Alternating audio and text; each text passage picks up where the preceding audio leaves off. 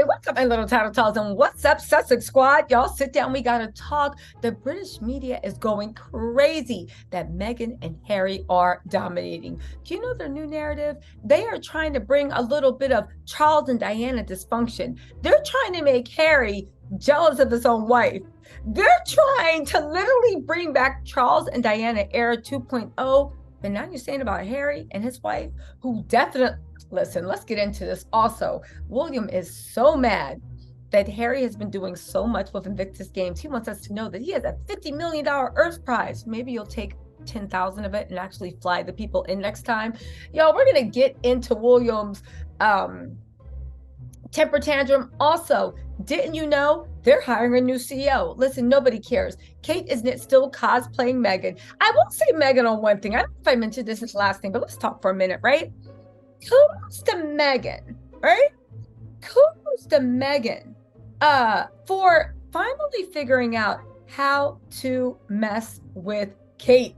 And listen, I know Meghan is not with the ish and giggles of being petty. I know she's not a petty individual, but Meghan's stylist has figured out how Kate can never copy her again. You know, the one thing that all of the royal trolls and royal listeners that were like trying to like shame Meghan because she came out in shorts. She looks like a yacht girl. Who wears short shorts, right? Shut up, Bertha in London, Jill, Emily, right? And they keep trying to shame those shorts. But you know why? And do you know why Meghan's actually wearing those short shorts? And they're not short shorts, they're just regular shorts.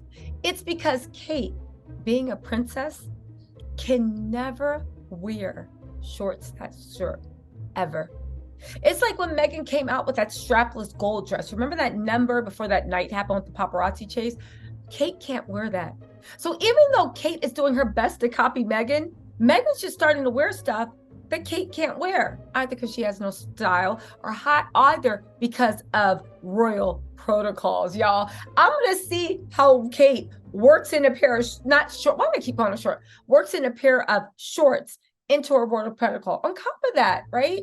Kate is very, very, very self-conscious of her legs. People say that one of the reasons that Kate stays so painstakingly thin is because Kate is not pear-shaped because she doesn't have hips, but she holds a lot of weight in her legs. And people say, I remember in the beginning, that Kate always felt very self-conscious of her legs, and she tries to stay as thin as possible so her legs can stay as thin as possible. But again, most of her weight is in her legs. Cut to Meghan, who naturally has thin legs. Again, Meghan has the legs that Kate dreams of. So the fact that Meghan's showing it off, I don't know, there might be some truth to these rumors. I know I believe it. You guys, let's get into this. They are literally saying that, hold on, y'all. This is the best the British press could do.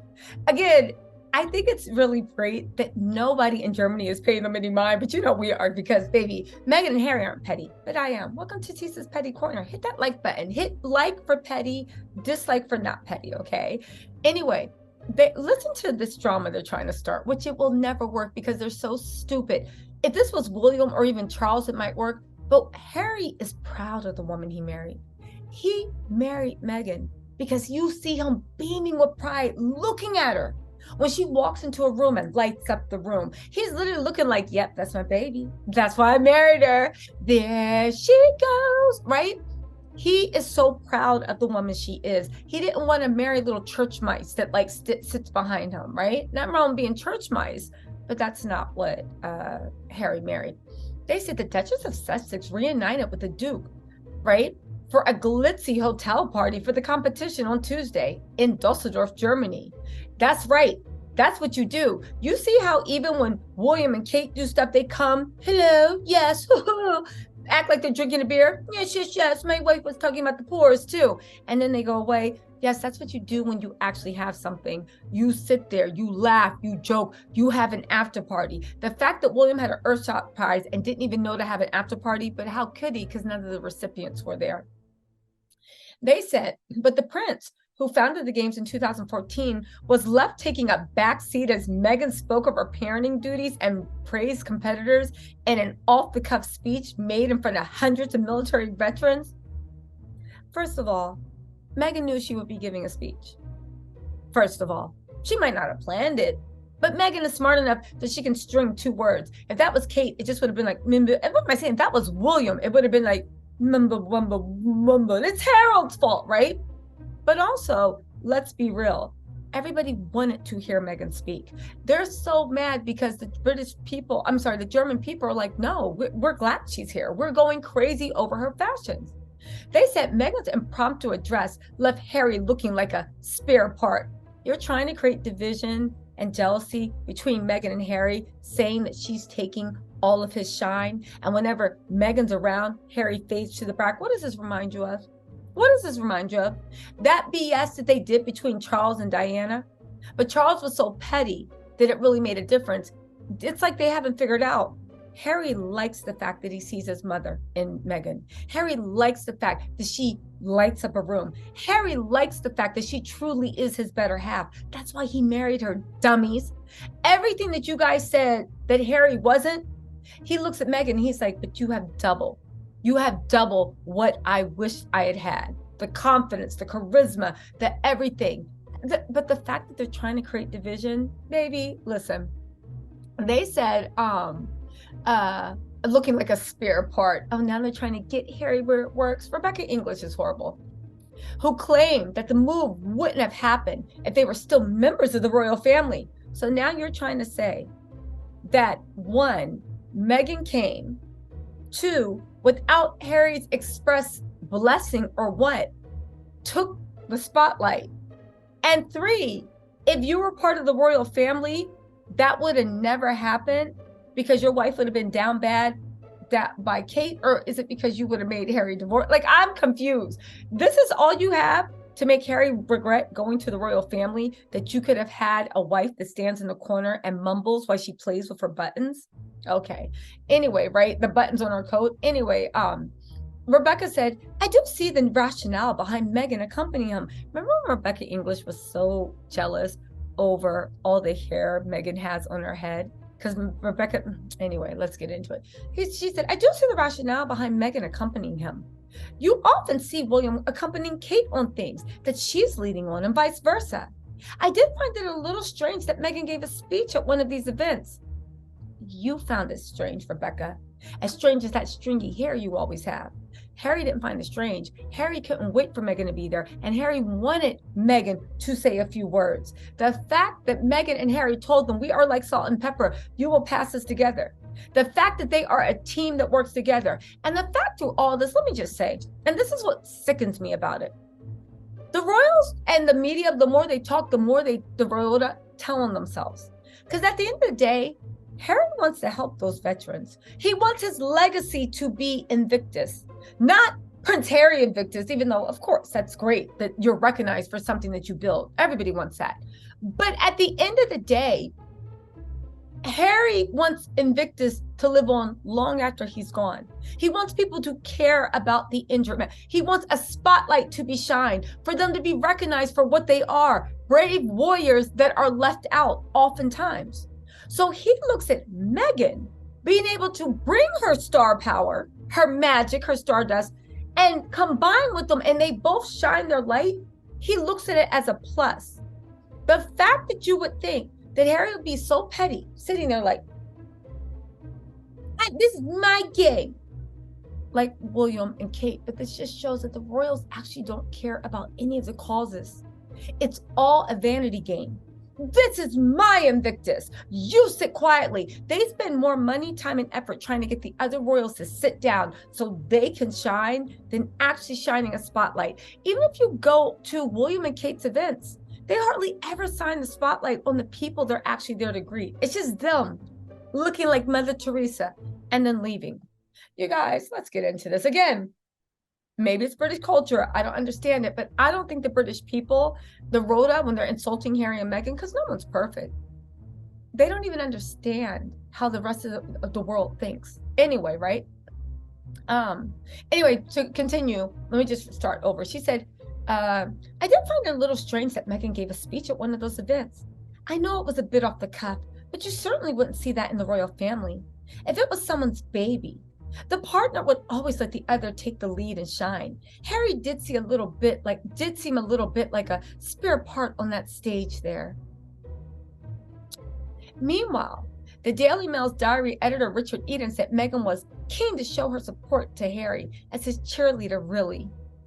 The fact that they can't even see that this is about Harry, this is about Meghan, this is about Invictus, is why the royals will never win. They just don't get it. And everybody on Saltine Island in that royal rota, and they're such syncophants that like they just keep regurgitating the same things over and over, and they don't get what weirdos they look to everybody else. But that said, I love it. I hope they never realize it.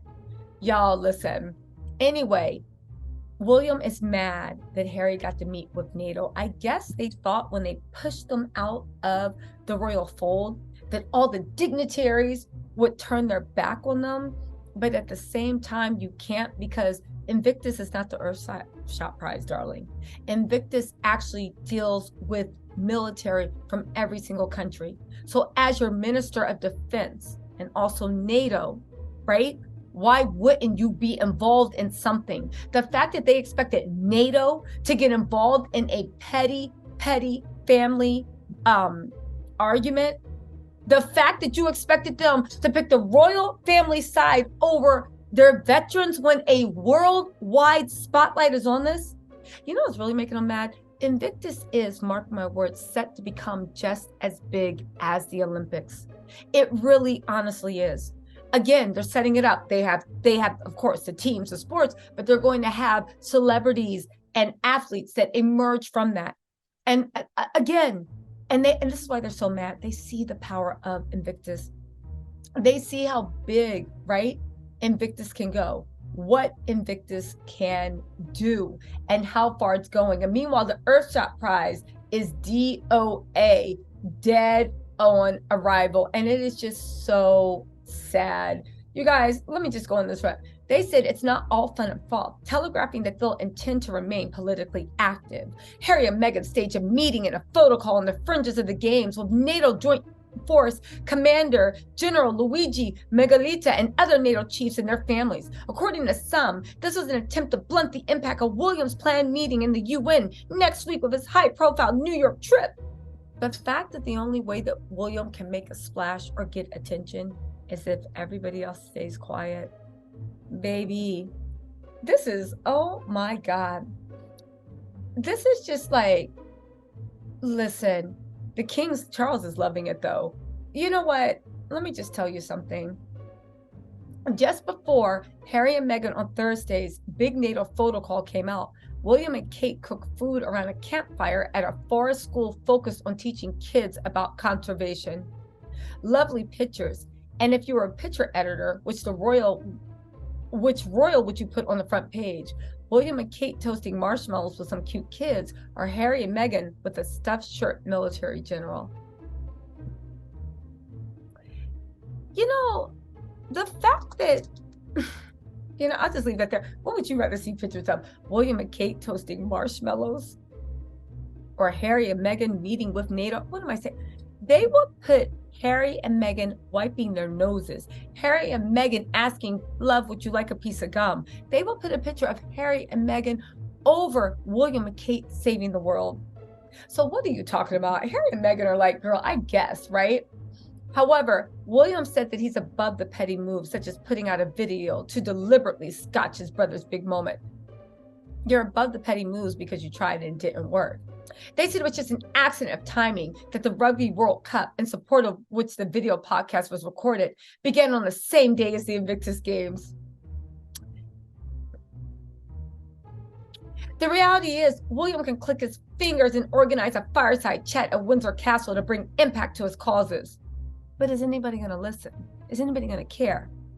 Harry can't do that stuff anymore, but that's the inevitable consequence of his choice to leave the royal family. William is the heir of the throne, and Harry is just a private individual without that access. And that's what he wanted. Yes, and you guys are finally getting it. You have all that access, all that money, all that privilege, all that power, all those staff, all those people, all these newspapers and editors pushing you up on the pedestal. And you still can't make a fragment of what Harry and Meghan can do with just their brains, their willpower, And of course, that Netflix money.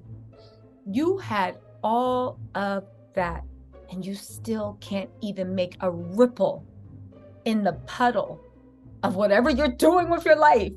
And here comes Harry and Meghan with none of that, and they're still doing 10 times more than you. And that, you guys, is the seed of the jealousy with William. And I'm actually going to say this jealousy is going to keep growing more and more and more, and it's going to eat away William and destroy him. Again, get this, they're still getting called out for not supporting the UK team because even the NATO is supporting them. The Invictus is so big, they can't ignore. And I get it when they're saying, well, you don't see Harry supporting Earthshot, but that's different. If Harry's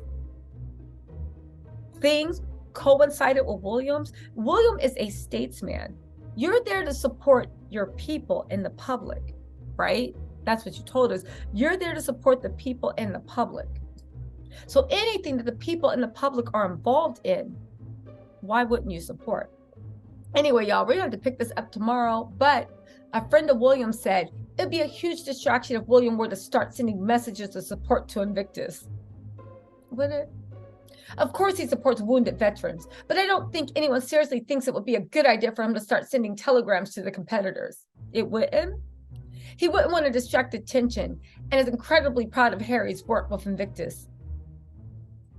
You wouldn't want to distract attention by wishing your wounded soldiers who literally died so you can sit there with your bald head while Kate doesn't eat the rest of her food? Y'all listen, let me know what you think in the comments, because at the end of the day, it's the end of the day. Listen, let me know what you think in the comments. I'll talk to y'all later. Bye.